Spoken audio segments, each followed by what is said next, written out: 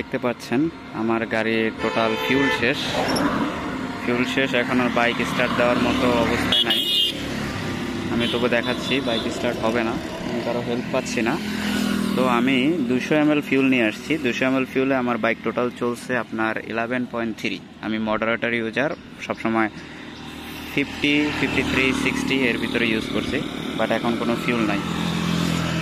তো এই fuel 11.3-তে 200 ml fuel. হ্যাঁ, তো আপনারা একটু ক্যালকুলেটর করে দেখেন। আমি অবশ্যই কার্বোরেটর খালি করে নিয়ে আসছিলাম, এখনও কার্বোরেটর খালি, বাইক আর যাচ্ছে না।